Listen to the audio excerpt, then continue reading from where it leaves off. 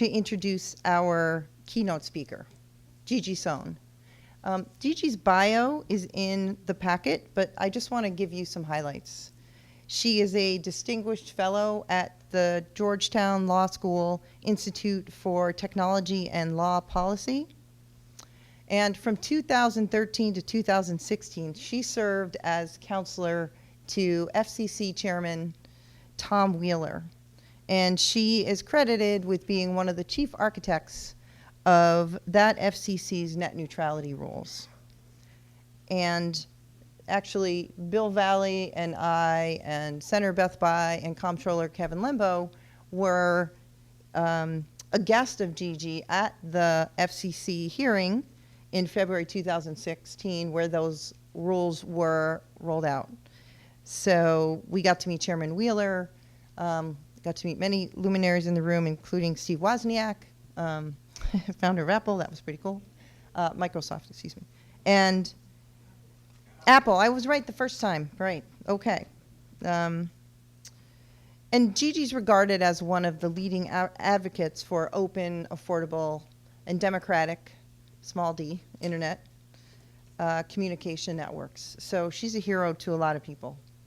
And, you know, personally and significantly for me, she has been such a good friend and ally to me, to the Office of Consumer Counsel, and to the state of Connecticut. She spoke at our last conference at the Yale School of Management a couple years ago, and she traveled here today to Hartford at great personal inconvenience, I will say. She had to speak in New York this morning. She got into the train station at 2:30, and I think you have to fly to DC right after this. So thank you for that. But that is Gigi. She always shows up. She is always fierce, and she always challenges us and makes us think. She is a truth teller. If you have a dumb idea, she will tell you. But if you have a great idea, she will tell you that, and she will back you all the way and do whatever she can to make it happen. And as I said, she really went to great lengths to be here today, and that means so much to all of us. So with great gratitude, let me introduce my friend Gigi Sohn.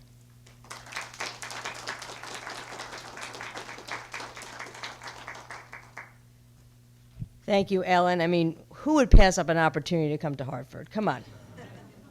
I do want to thank Ellen and Deb for, can I shut this? Well, I'm not going to ask permission.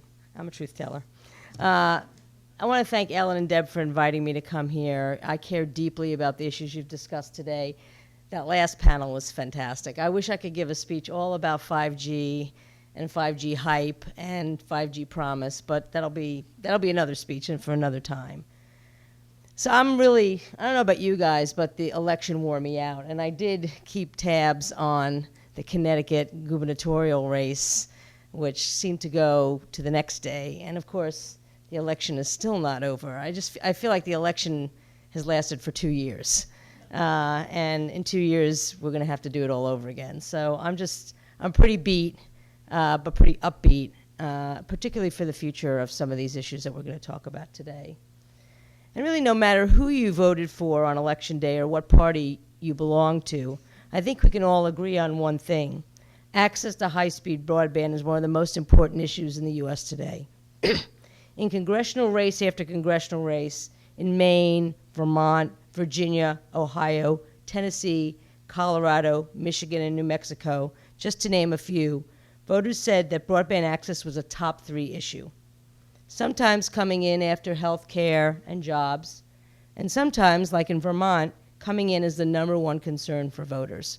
And for those of you who don't know, in Colorado, where they have a law where you have to have a ballot initiative in order for a community to build their own network. I think 18, is that right? Chris Mitchell, he knows, 18 communities just voted this election day to take back their ability to build their own networks, and I think that's really, really fantastic. So look, nationwide, there's strong consensus that one has to be connected to broadband in order to participate fully in our society, in our culture, in our economy. But while the Trump administration and Congress addressed health care and jobs in the first 2 years, I believe it hasn't done very much to ensure that every American is connected to high-speed broadband internet. This is despite the core requirement in the Communications Act in Section 1, the very first section, that communication by wire and radio with adequate facilities at reasonable charges must be made available to all people of the United States without discrimination on the basis of race, color, religion, national origin, or sex. Now, FCC Chairman Ajit Pai said on his very first day in that role, that closing the digital divide would be, in his words, one of his core priorities. But I would argue that rather than closing the digital divide, his FCC has made it wider. The FCC repealed the 2015 net neutrality rules and at the same time abdicated its oversight of the broadband market. The FCC no longer regulates or oversees the broadband market in any way. Pai has a proposal that would gut the Lifeline program, leaving low-income Americans without the subsidy they need to afford broadband. The E-rate program that provides broadband to schools and libraries is being undermined in more subtle ways. For instance, the FCC and the Universal Service Administrative Company are sowing doubt about future funding to those schools and libraries that want to build their own, more cost-effective fiber networks. The FCC, as Joanne said so articulately, just placed its foot on the neck of states and localities that want to determine how the infrastructure for 5G should be deployed. So what's the result? 39% of rural residents still lack broadband, prices remain high, and nearly 3/4 of the country has access to no more than 2 broadband providers. Now, I could go on, but believe it or not, the purpose of my talk is not to dwell on the negative. I gave a talk in Ohio, Chris invited me to, and I was pretty negative for about all 20 minutes. But I'm not here to dwell on the negative. Instead, what I want to do is draw a contrast between what's happening at the federal level, where I spend most of my energy, and what's happening at the state and local levels, where many of you dwell. I have no doubt that the most important work to ensure that all Americans have access to affordable high-speed broadband is happening in local communities like Chicopee and Taunton, Massachusetts, Longmont, Colorado, Imperial County, California, Fair Lawn, Ohio, and Kent County, Maryland. The most vibrant efforts to ensure that where there is broadband, residents adopt the service and are well-versed in using it are in cities like Boston, Austin, Louisville, Kansas City, and San Jose. And 34 states across the nation work to fill the gap in broadband oversight since the beginning of the year. So let's talk about community broadband first. You know, when I was at the FCC, it was the issue I most loved working on. I love to travel across the country and see once struggling industrial, tobacco, and farming towns reinvent themselves and their economies with high-speed internet. Now, everybody knows of the great successes in places like Chattanooga, Tennessee, where the Electric Power Board, or EPB, just announced that it surpassed 100,000 subscribers, and Lafayette, Louisiana, which announced a few months ago that it was providing 10 gigabit symmetrical service. But new, lesser-known systems are popping up all over the country, like Fairlawn Gig outside of Akron, Ohio. I had the privilege of seeing Fairlawn Gig's facilities last September. Thanks to the leadership of Mayor William Roth and Deputy Director of Public Service Ernie Statton, every one of Fairlawn's 7,500 residents has access to gigabit symmetrical broadband for $80 a month, or 100 megabits per second for just $40 a month. And over half of the households in Fairlawn subscribe. By comparison, I pay $80 a month for 50 megabits per second symmetrical. So that's 20 times less than what the citizens of Fairlawn get for the same price. Now, how does Fairlawn Gig do it? First and foremost, return on investment was not a driving factor in its decision to build and price the service. Fairlawn Gig proudly calls itself a municipal broadband utility. And if you listen to the lobbyists in Washington, D.C., calling broadband a utility is the worst thing you could possibly call broadband. And it calls it a municipal broadband utility, even though, unlike Chattanooga EPB and Lafayette, Fairlawn Gig was not born of the town's electric or water service. Like most Americans, Fairlawn Gig considers broadband to be essential infrastructure. And again, only in Washington, D.C., where incumbent broadband providers have a lobbyist for every member of Congress, is an anathema to think of broadband that way, to think of it as essential infrastructure as a utility. Second, I think this is really critical, Fairlawn Gig chose not to be a subscription TV provider, and this was a really wise decision. Programming costs are behind recent cable and satellite price hikes of between 3 and 4%, which doesn't include new add-on fees like broadcast TV fees and sports network fees.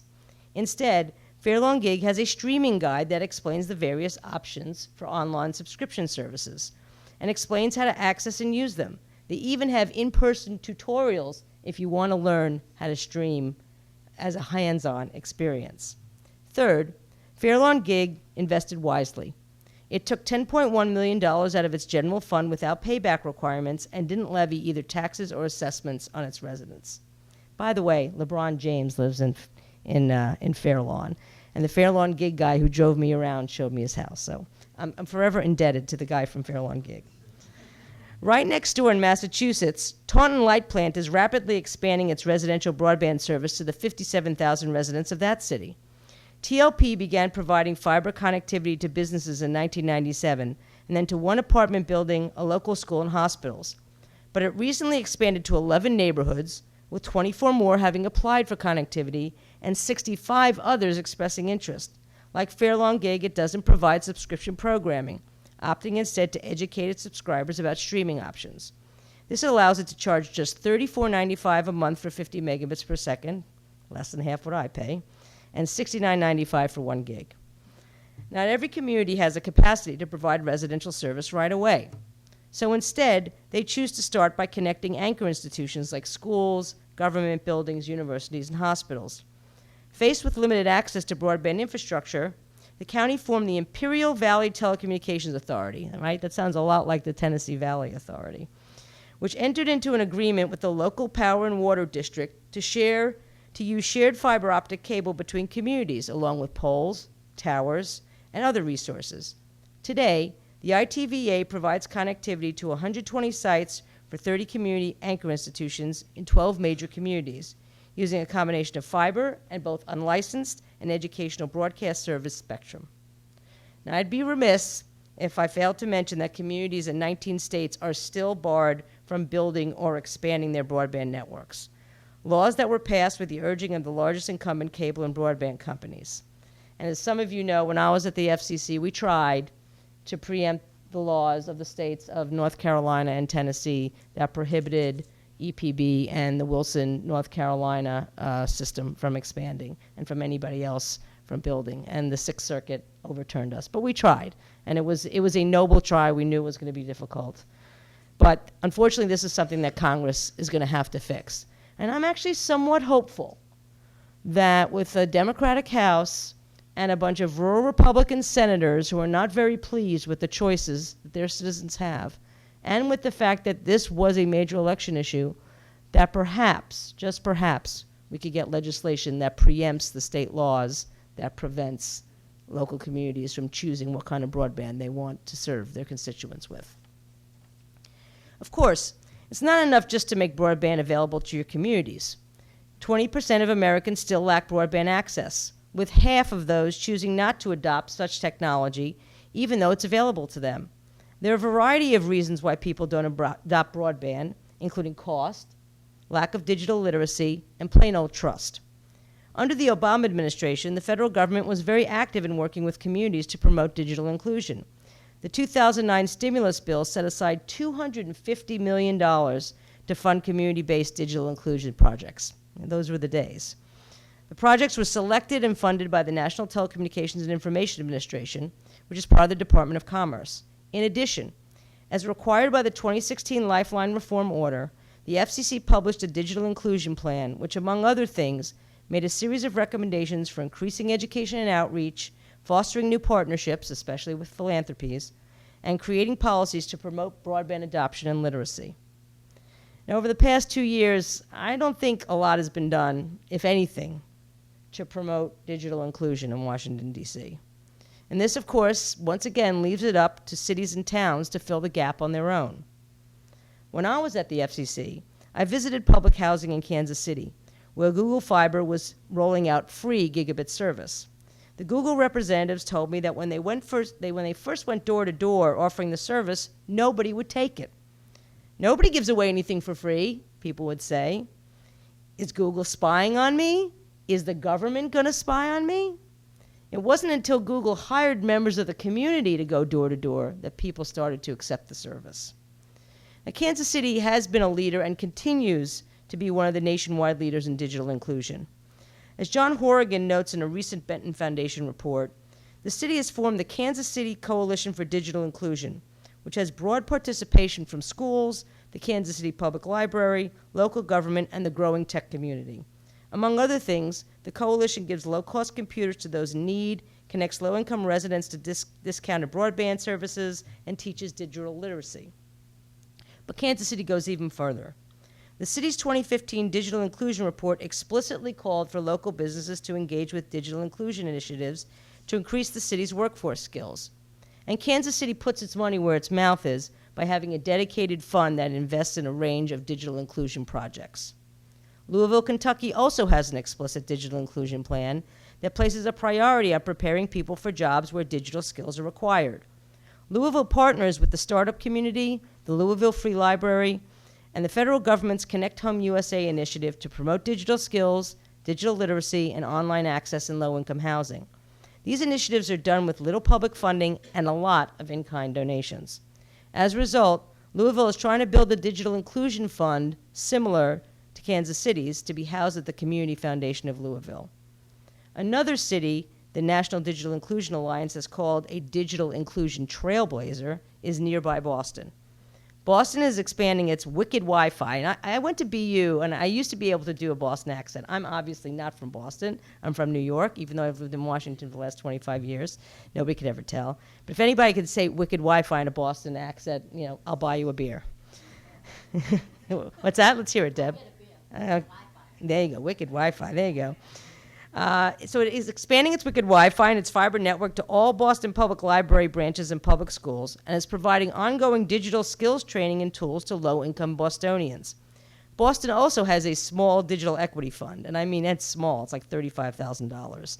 That gives grants to nonprofits that help people learn how to use the internet safely and securely, teach people how to use digital tools, and help broadband be more affordable. Unfortunately, the list of digital inclusion trailblazers is much smaller than it should be, just 16 cities, with only one, Wilson, North Carolina, that could be considered even partially rural. Whether or not communities are building their own broadband networks, ensuring that residents can afford and know how to use those networks must be part of their mission. So no speech of mine would be complete if I didn't talk about net neutrality. I feel like I sleep, eat, and whatever else has something to do with net neutrality. I did spend the morning in New York speaking at a panel debating net neutrality. So as most of you know, net neutrality is the principle that those companies providing the on-ramp to the internet should not favor or disfavor any content or services that ride over those pipes.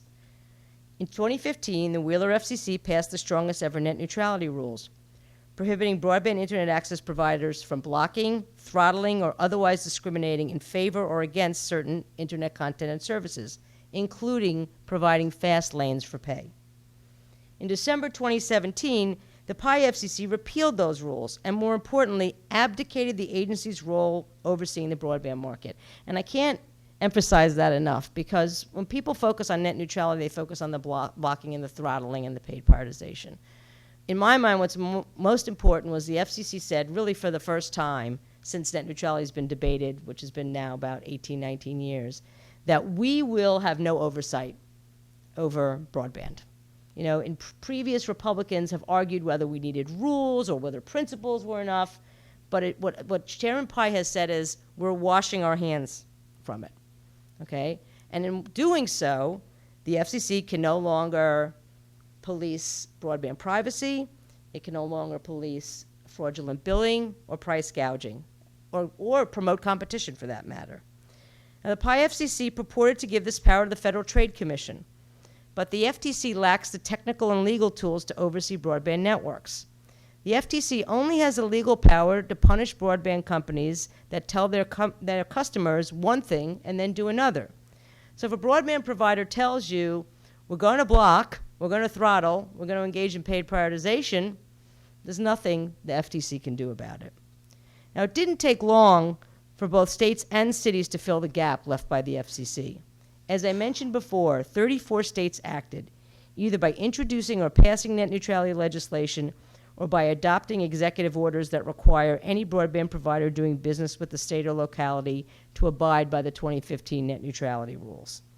These actions had the effect of reversing the 20-year tide of deregulation urged by incumbent broadband companies to strip the states of authority to regulate broadband. Now, what was the company's rationale for this deregulation? The federal government has authority to regulate broadband, so the states don't have to. That's a shell game, right? Now, the federal government has stripped itself of authority, and the providers and the DOJ are saying, and the states can't either. A number of these net neutrality bills passed in Vermont, Oregon, Washington State, and California. The California bill is the strongest, as it codifies the entire 2015 Open Internet Order, including protecting the ability of content delivery networks and other transport providers to interconnect with incumbent broadband providers. The Department of Justice, not surprisingly, has sued California, and the broadband trade associations have sued Vermont. Their main arguments are that the FCC explicitly preempted the states from passing net neutrality laws of their own, and that broadband internet access is inherently an interstate service regulated by the federal government. The Vermont suit goes even further. I do find this remarkable, alleging that the state cannot set behavioral conditions on the ISPs with which the state does business.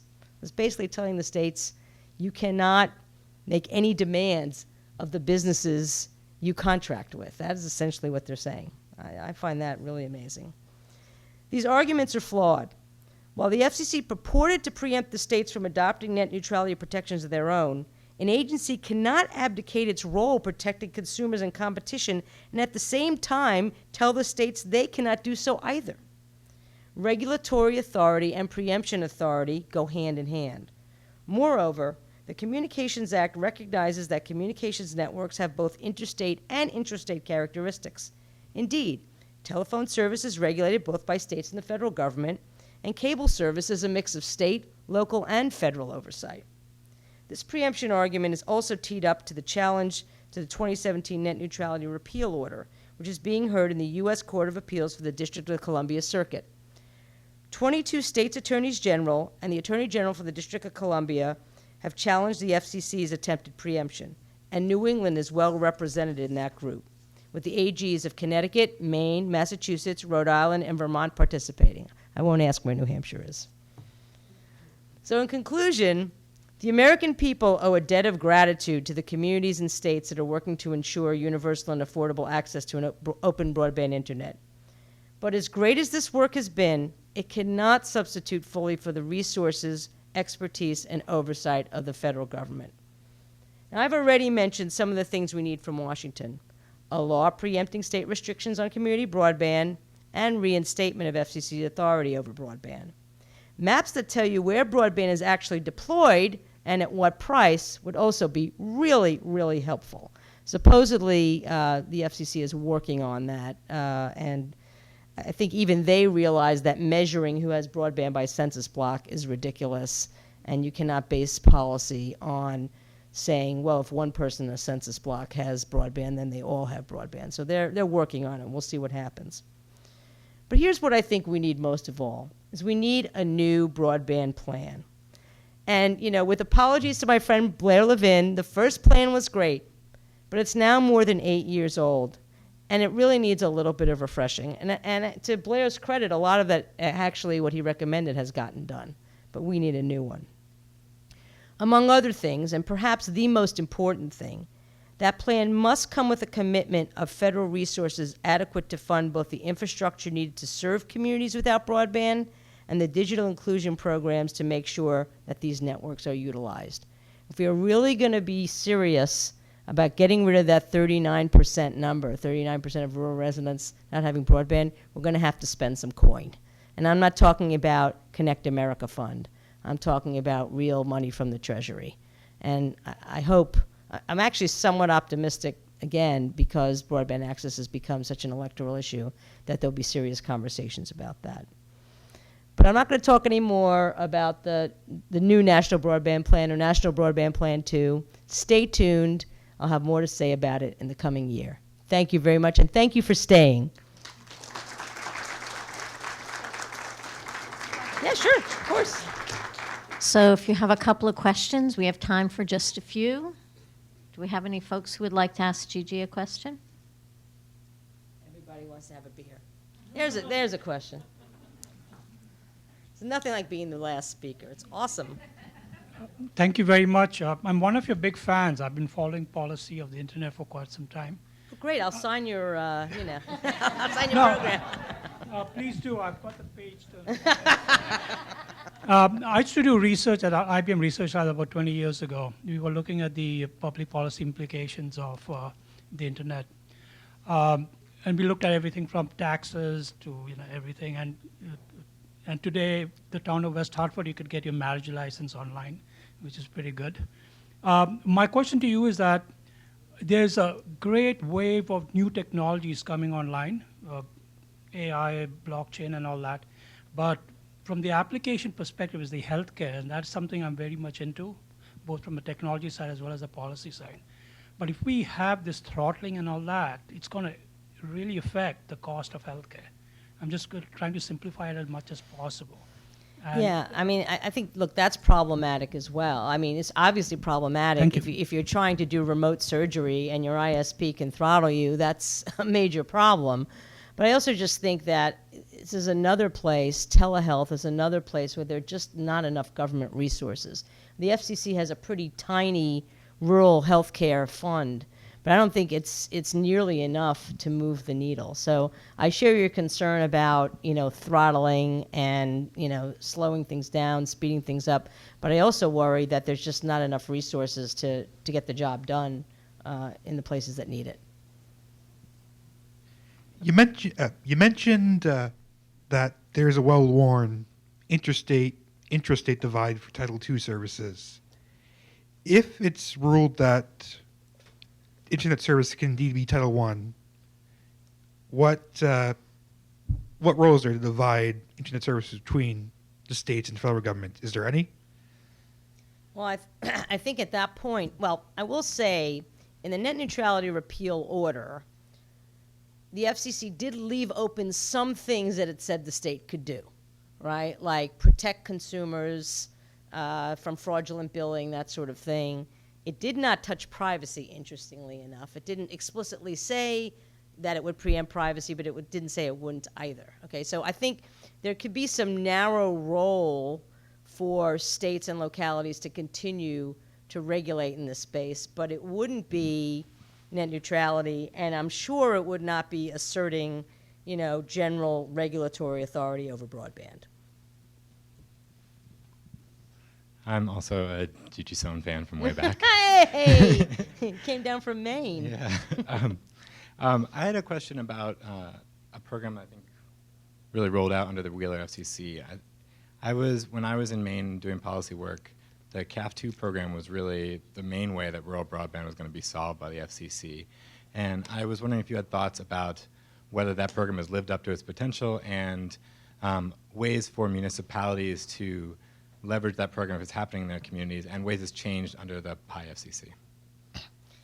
Yeah, I don't think it's lived up to its potential, because I think we've kind of made a mistake in this country by just, I guess as my mother would say in Yiddish, stooping the incumbent ISPs with money rather than investing in infrastructure. So our friend and my former colleague Harold Feld has a great idea that we should shift CAF funds to building backbone, right? As opposed to, and let people bring the last mile with them, as opposed to just giving the incumbents money. Now I know Wheeler, in a kind of an odd bedfellows coalition with Republican Commissioner O'Reilly and Democratic Commissioner Clyburn, tried to sort of set some limits on what these carriers could spend money on, because they were spending money on, airplanes and artwork, and I'm not sure how well that worked. I just think, I think the CAF fund needs a rethink. And again, the problem is the infrastructure. It's not the last mile. Thanks, Gigi. I think this is the last question, I'm told. It's actually maybe not the best way to end the day, but no one who opposed net neutrality or voted to gut privacy restrictions has faced the challenge at the box, at the election box, very seriously. And I'm curious what your thoughts are about that, and whether that has to change before we can, really win the battle for the open internet. Well, I don't know if I agree with the premise, I think, of your question, because nobody has yet looked at, I doubt that net neutrality was the reason that anybody lost, okay? But a lot of net neutrality opponents lost. And in fact, all the House members, the Democratic House members who signed this bill that would reverse the repeal and bring back the 2015 rules all got reelected. Now, I'm not saying that was because of net neutrality. In fact, the only Republican who signed it, a guy named Mike Kaufman, got kicked to the curb. So, I do think for things are going to wend their way through the court, and we'll see what happens. But I do agree with you that in order for there to be a strong net neutrality bill in the future, it's going to have to become more of an electoral issue. And I, frankly, have been urging my colleagues in the public interest community is let's tie it to the overall general concern about lack of broadband. And I do think it's tied. Because, again, it's about whether there's going to be an agency who's tasked with promoting affordable and ubiquitous broadband. And right now, there is not one.